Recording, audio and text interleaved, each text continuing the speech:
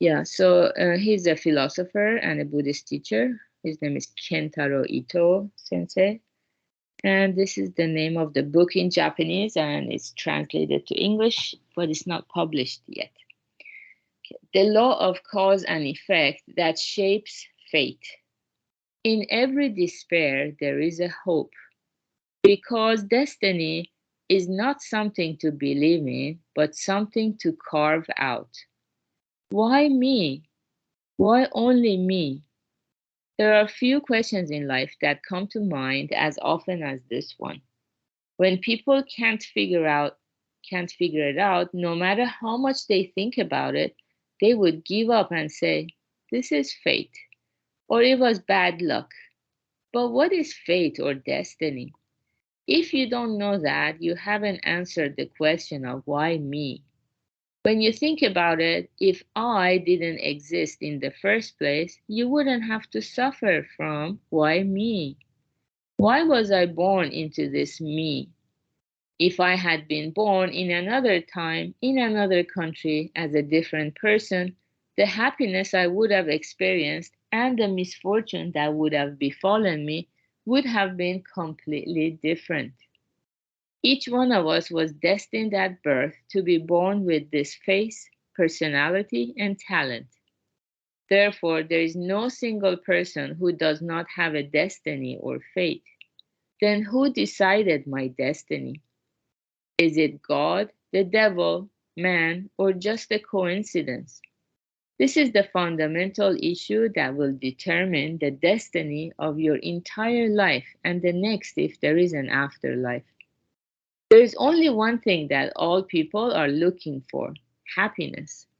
And there's only one way to be happy, and that is to have a happy destiny. For more or far more wonderful than wealth and power is a happy destiny. There is the story about a wise man who mastered the simple truth and a king who learned it the hard way. 2,500 years ago, Lydia, the great empire, was in Asia Minor, present-day Turkey. At the height of his power, King Croesus was enjoying unprecedented wealth when the wise man Solon from Greece visited him. After letting Solon see all of his treasures, the king asked, who is the happiest person in the world?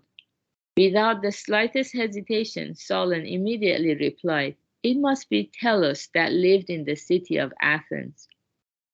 The king was surprised and asked why, to which Solon replied nonchalantly, Telos was born in a prosperous country, lived well by standards, was not predeceased by his children or grandchildren, and in the end died a noble death in battle and was honored by the country. The king, annoyed by Solon's tedious talk, asked for the second one, hoping that this time it would be him. But Solon answered that it was the brothers in Argos city, Cleobus and Biton. When the king was told of the two men's ordinary lives, he became displeased and raised his voice. How can I be less than these commoners? Are you saying that my happiness is of no value to you? Solon calmly started talking. If the human lifespan is 70 years, that's roughly 26,000 days. Not a single day is the same. I wonder what destiny awaits us in the future. Certainly, money can be helpful in dealing with illness, accidents, and disasters. But if you're lucky, you won't have to deal with such disasters, so you don't need the extra money. There are many people who have wealth, but they are still suffering from illness and loneliness. I believe that the happiest life is the one where you can enjoy your work, have good health, and live out your natural life with your family in harmony. There are plenty of people who have fallen from the highest peak of their lives to the deepest abyss.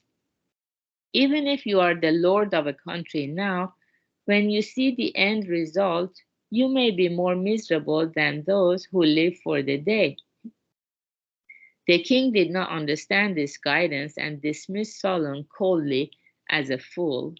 A few years later, Croesus marched into Persia but was badly defeated and Lydia was destroyed. After being captured, Croesus was made to climb a wood pile in front of Cyrus, the king of Persia. At the order of Cyrus, the fire was lit. As Croesus was about to be burned to death, he realized that Solon was right and shouted the name of the wise man. King Cyrus got suspicious and asked what he meant. Croesus told him about his conversation with Solon and confided that he thought no one could be as happy as he was, but as Solon warned, his destiny had changed forever. Okay, today we ran out of time, but I think the message here is like how they say the proverb, don't count your chickens until they're all hatched.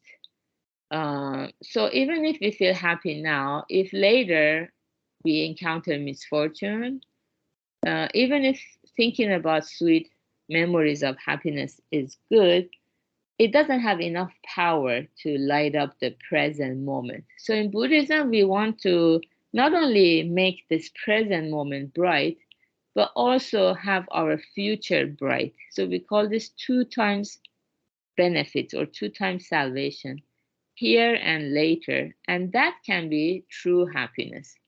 Otherwise, one will be destroyed by the impermanence. So, yeah, that's the beauty of learning the Dharma and trying to not only make this present moment bright, but also understanding how we can have a happy destiny in the future as well. So, good job, everyone, for being here, practicing together, and have a wonderful long weekend. See you later, maybe tomorrow. And also 10 a.m.